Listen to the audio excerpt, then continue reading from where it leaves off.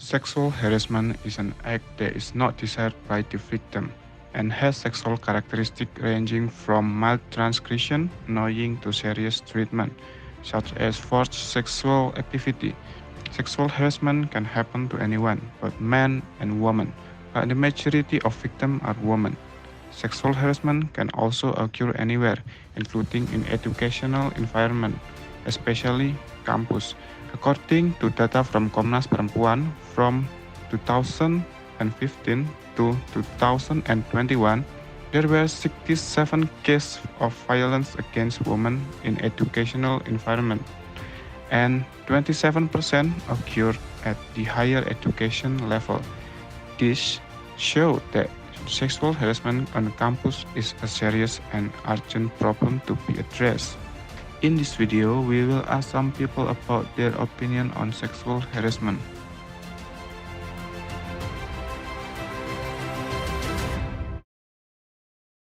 Baik, selamat siang. Siang. Jadi di sini kami akan menanyakan beberapa pertanyaan seputar kekerasan seksual di lingkungan perkuliahan. Pertama-tama, menurut kakak sendiri, apa itu kekerasan seksual dalam lingkungan perkuliahan dan seperti apa kasus tersebut?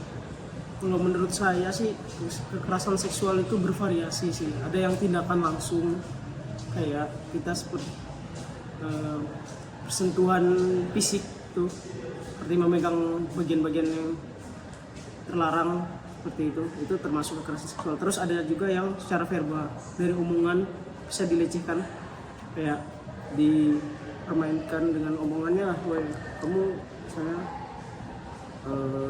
kamu montok banget," gitu misalnya, "sorry ya, maaf." Itu secara langsung tapi di depan umum, jadi si korban itu pasti malu lah, ya gimana gitu.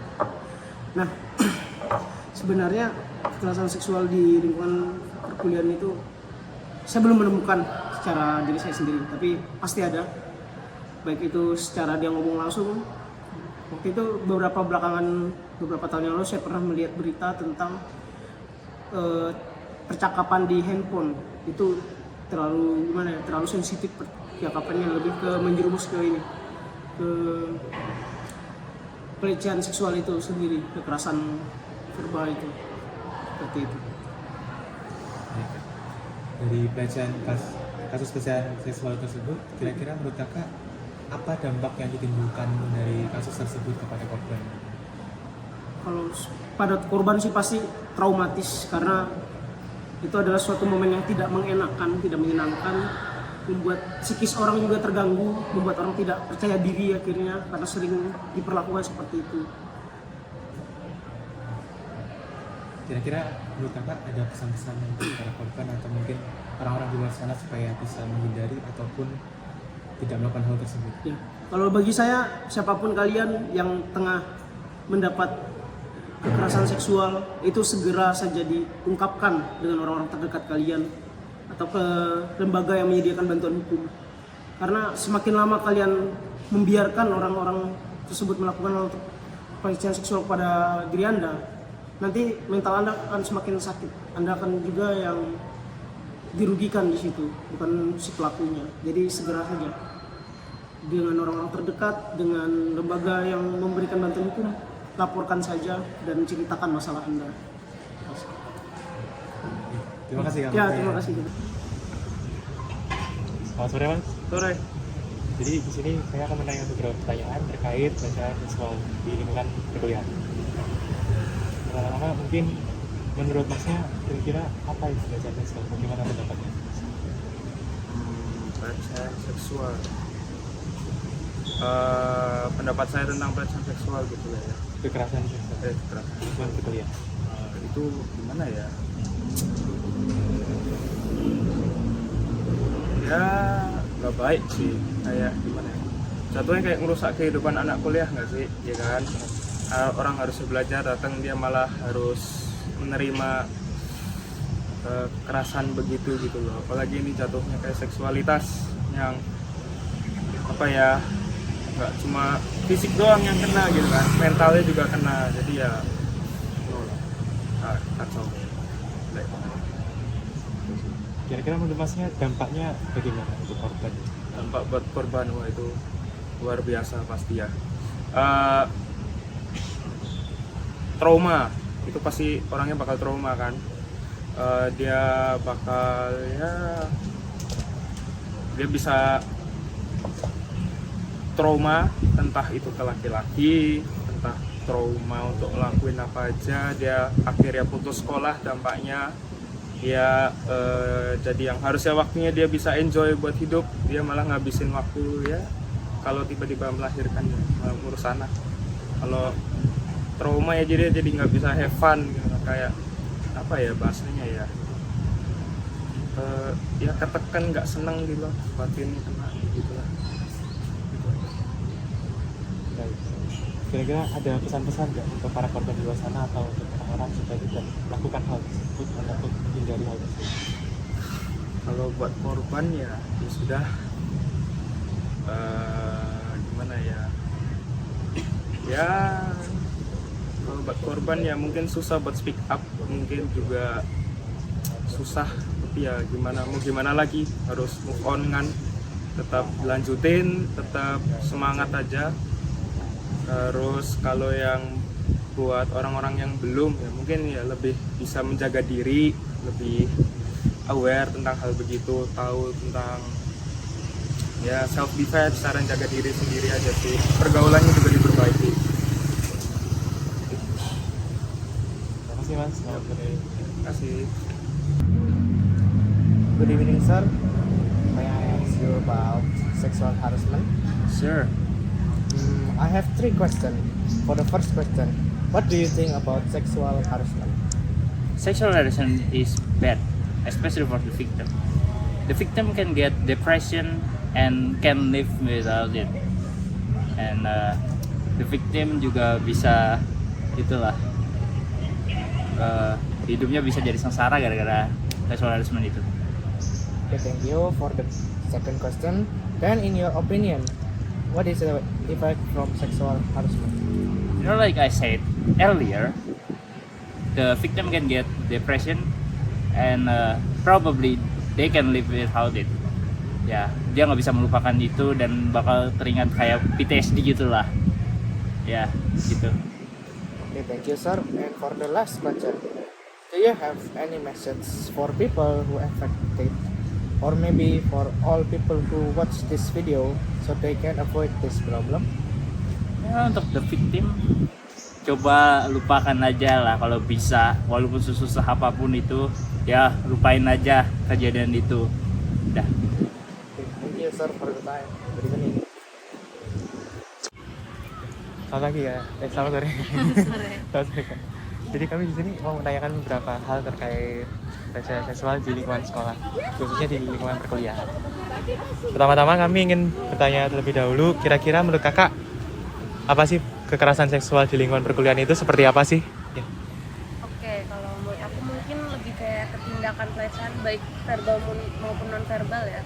Jadi itu mungkin dari kata-kata juga udah masuk ke pelecehan juga.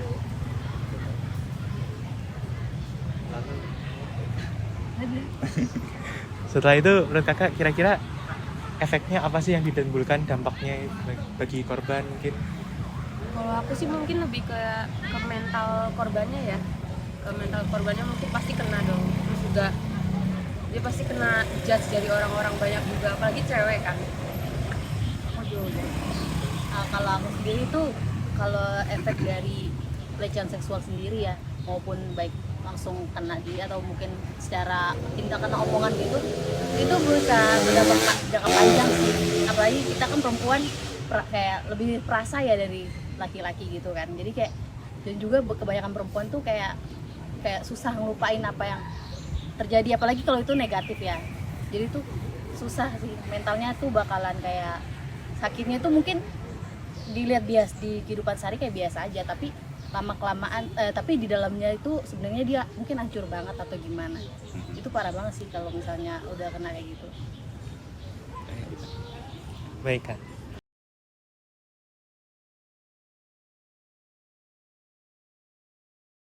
Di luar sana atau mungkin untuk para orang-orang di sana supaya untuk menghindari atau tidak melakukan hal tersebut. Kalau dari aku sendiri sih pesan-pesannya untuk korban ya terutama ya pastinya sakit ya. Kita mungkin aku sendiri secara nggak langsung pernah mengalami juga, mungkin nggak langsung secara fisik tapi mungkin dari verbalnya orang mungkin bilang apa ke aku, mungkin aku pernah juga ngalamin. Tapi ya kita hidup kan terus berjalan, jadi ya sebagai perempuan kita ningkatin aja value kita terus, walaupun mungkin kita yang pernah ngelakuin, kita udah pernah dilecehkan atau kayak gimana gitu, mungkin orang nganggap kita tuh udah kayak bukan kayak rendah lah gitu, tapi sebenarnya kita sama aja, kita semua manusia tuh sama aja, jadi terutama perempuannya nanti, jadi kita harus tingkatin value kita aja sih terus.